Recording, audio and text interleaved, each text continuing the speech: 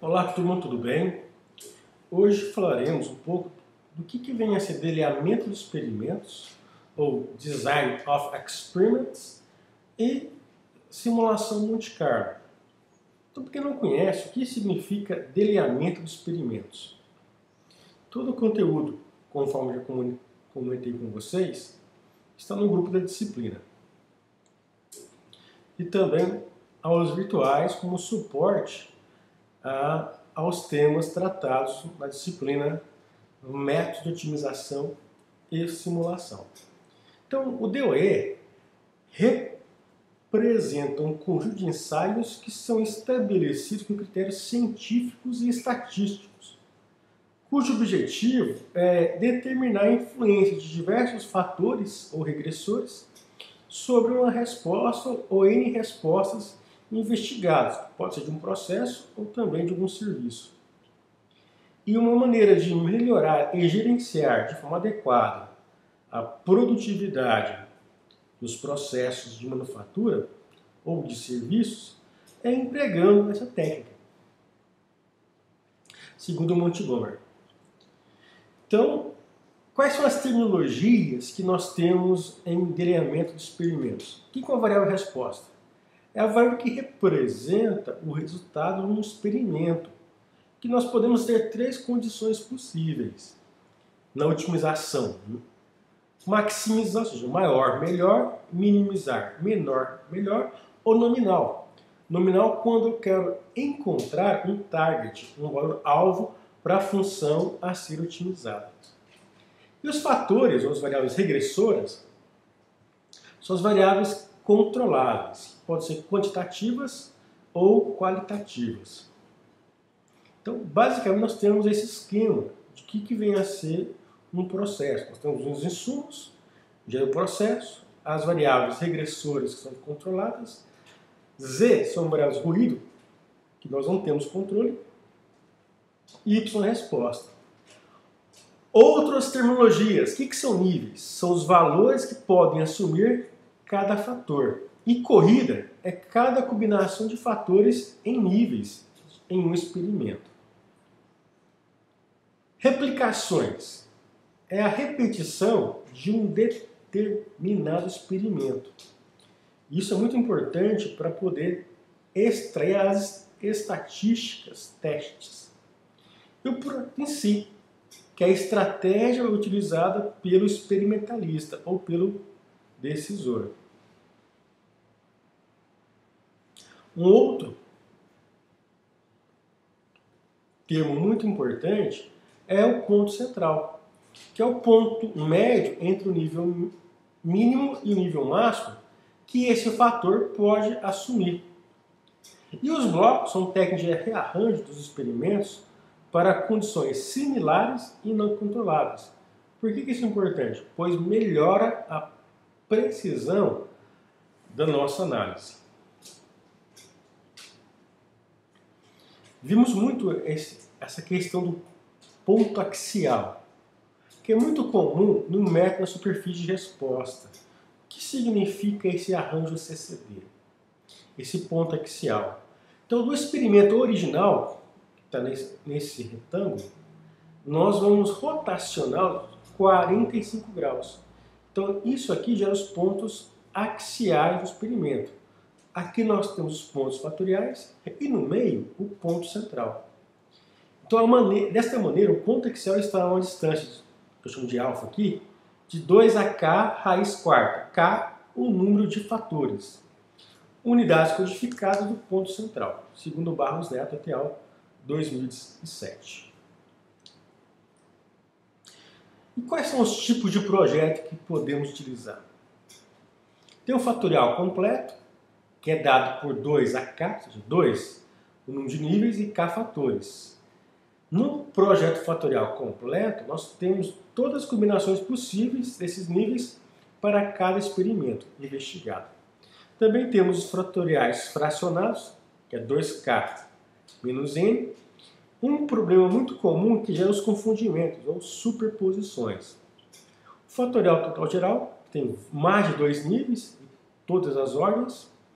E um muito interessante é o Placket-Bummer, que são projetos fatoriais fracionados saturados, também conhecido como DOE investigativo. Nós só podemos utilizar esse experimento quando supormos que as interações de segunda ordem são desprezíveis. Em resumo, pessoal, quando nós temos muitas variáveis regressoras e queremos enxugar um pouco o nosso experimento, utilize nesse momento o Platt-Burman. Bom, algo muito importante no DOE é a questão da ortogonalidade. O que é algo ortogonal? Então, dois vetores são ortogonais se a soma do produto de seus elementos for igual a zero. Por exemplo, eu tenho um vetor A e um vetor B, com esses coeficientes. A soma desse produto vai ser zero. Então, isso é ortogonal. Esse conceito é muito importante no DOE, pois garante a independência entre os fatores x. Isso é imprescindível, pessoal, porque ao executar o experimento, é importante que essas variáveis x não tenham correlação elevada entre si. E a ortogonalidade elimina esse problema que é bastante expressivo. Um exemplo, aqui nós temos aqui dois níveis e dois fatores. Um total de 4 corridas. Aqui nós temos todas as combinações possíveis desse experimento. O produto da interação desse experimento é zero. Aqui mostra a questão da ortogonalidade. Desta forma, o fator A é estimado independentemente de B e vice-versa.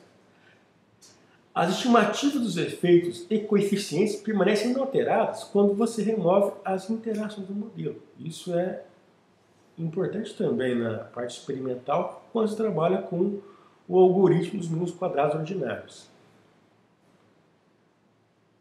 Então, para exemplificar para vocês, estou orientando um trabalho de mestrado que nós estamos investigando um processo de estamparia e prensaria pesada. Então, nesse problema aqui, o que nós estamos investigando? Esse ponto aqui, onde a peça, ao ser moldada, perde muito material. Ou seja, ao tracionada, essa peça aqui pode romper, pode ter trincas. E é isso que nós estamos investigando. Inicialmente, essa é a travessa que vai no chassi de uma carreta ou de um caminhão. Então, nós investigamos inicialmente 24 fatores, 24 variáveis regressoras nesse experimento. Então, com 24 fatores, nós temos 2 elevado a 24 combinações possíveis, isto é, sem replicação, que daria mais de 16 milhões de experimentos. Então, supondo que o aluno leve meia hora para cada corrida experimental, seriam necessários mais de 3.000 anos sem usar réplica e trabalhando 24 horas por dia. No entanto, supondo que o aluno trabalhe apenas 8 horas por dia, 24, durante todo o ano. Mesmo assim, para executar esses mais de 16 milhões de experimentos, seriam necessários mais de 11.000 anos. E o Platt-Burman é interessante porque aqui nós aplicamos o Platt-Burman, que daria para trabalhar no máximo com 48 corridas para ter uma boa precisão, ou seja, entender quais são os X que são mais importantes para esse problema em especial. Nós temos outras famílias também, que é o Taguchi, que também são projetos fatoriais fracionados saturados, mistura, que são quando se trabalha com proporções, e o método de resposta, que é a ênfase dessa aula em especial, que tem basicamente dois métodos tradicionais, que é o CCD e o Box Banking Design. Então, relembrando, pessoal, o DOE, o que está por trás, o algoritmo que está por trás para encontrar as funções empíricas é o mínimos quadrados ordinários, ou do inglês OLS. Eu já expliquei várias vezes para vocês em aula que tem essa notação matricial. E quais são as técnicas que nós usamos? Análise de variância, ou ANOVA, regressão não linear, linear múltipla, análise do p-valor, teste T e o teste de Fisher também. E que vamos encontrar são funções, ao trabalhar com o método da superfície de resposta, funções quadráticas. Aqui eu vou passar a mostrar para vocês em aula como é que funciona esse algoritmo para fazer na mão, supondo que o preço seja um x e quantidade um y. Aqui está o arranjo matricial para executar o algoritmo. Esse vetor unitário é para encontrar o beta zero, que para nós é o coeficiente linear. E eu encontrar a inversa da matriz, fazer todos os arranjos matriciais, encontraremos esses coeficientes, que é o mesmo que você encontraria ao aplicar o Excel usando a ferramenta de análise de regressão. Então, bem, como é que funciona esse experimento, esse fatorial completo? Agora entrando na aula de delineamento de experimento em si. Então, nós temos aqui uma linha de produção, que tem uma ou duas prensas. E também um ou dois operadores. Desta forma, deseja verificar se a variável resposta, no caso a produção por hora, ela é afetada por esses dois x, digamos assim. Então, nesse caso, como são 2x, prensa e operário, com dois níveis, pode ser um ou dois operários, uma ou duas prensas, nós temos 2 elevado a 2 combinações possíveis, que dá um total de 4 experimentos. Contudo, em projetos experimentais, é fundamental ter pelo menos uma replicação. Por quê? Para gerar o grau de liberdade para estimar o erro. Como é que é feita essa estimação do erro? Esse grau de liberdade para esse erro? É o número de replicações menos o número original de experimentos. Se fizermos 4 é o número original de corridas. Se a replicação também vai dar 4 corridas. 4 menos 4 vai dar 0. Ou seja, não há grau de liberdade para estimar o erro. E dessa forma, nós não temos as estatísticas teste para saber se aqueles coeficientes gerados são ou não significativos. Então, basicamente, nós teríamos essa matriz: produção, horário e operador. Então, um operador e uma prensa sai 500 peças por hora. Com um operador e duas prensas, 1.100. Dois operadores e uma prensa, 900 peças por hora. Dois operadores e duas prensas, 1.900. Como que eu consigo interpretar isso melhor de um ponto de vista do delineamento de experimentos? Ficaria assim. O primeiro passo seria codificar essa matriz. Nós temos x1, prensa, x2, operador. Nível menos 1 e nível mais 1. No nível menos 1, seria uma prensa e um operador. No nível 1 ou mais 1, duas prensas e dois operadores. E assim ficaria a nossa matriz experimental, com 4 corridas, com 2 níveis, cada fator, e o valor da variável resposta. Como que seria a replicação nesse caso? A replicação, pessoal, para vocês verem, do 5 ao 8 é a mesma coisa do que está do 1 ao 4. Uma pequena modificação onde? No valor da resposta. Então, a replicação é importante para a gente, além de ter um grau de liberdade para o erro, saber se de fato o meu experimento foi feito de forma correta. Se a minha função empírica representa de forma adequada o problema investigado. Então ficaria assim com replicação.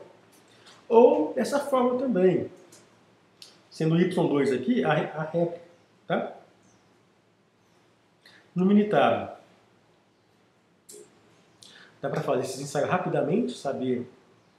Aqui nós temos uma análise de Pareto que mostra que tanto A quanto B e a interação AB são significativas. Tá? E aqui como é que ficaria a análise do experimento aplicando o software unitário? Falei para vocês que vai dar a mesma coisa ao utilizar o Excel ou qualquer outro software, o software R. Bom, o que a gente consegue extrair aqui de informação? Pelo ANOVA, dá para saber o que é o p-valor. H0. Os coeficientes não são significativos. Então, sempre que esse p-valor for menor que 0,05 ou 5%, refutei H0, rejeitei H0.